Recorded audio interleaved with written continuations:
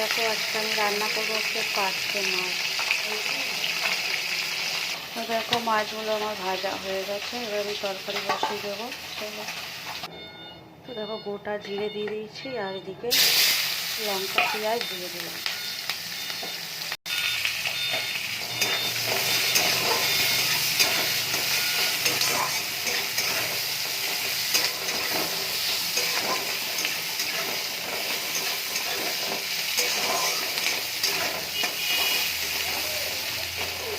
এটা ভাজা ভাজা হলে আমি পেঁপে আলুটা দেবো। আর এইদিকে দেখো ভাত হচ্ছে।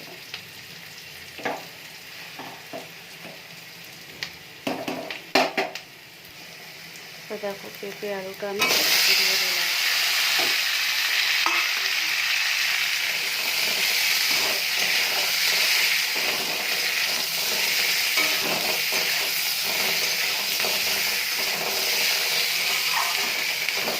পেঁপে আলুটা একটু ভাজা ভাজা করে নেব।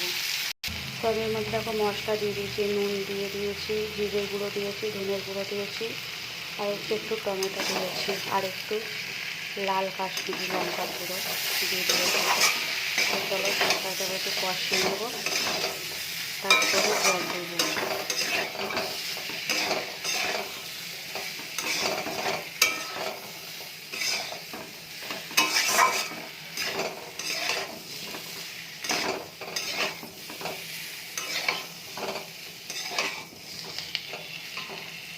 তো দেখো কষানো হয়ে গেছে, আমি এবারে জল দিয়ে দেবো। এমন করে কারা কারা পেঁপে দিয়ে আলু দিয়ে মাছের তরকারি করো, যারা খাওনি তারা করে খেয়ে দেখবে, ভালো লাগে।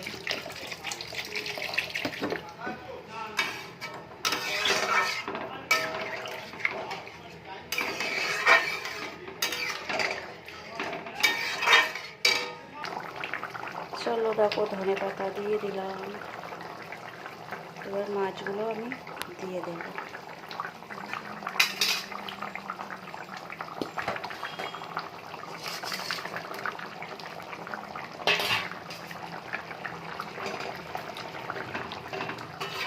পেঁপে দিয়ে আমার পার্শে মাছ রেডি।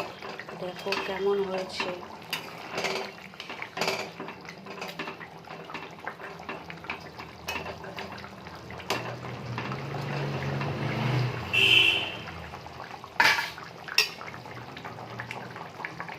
এদিকে দেখো উচ্ছে ভাজা করবো আমি।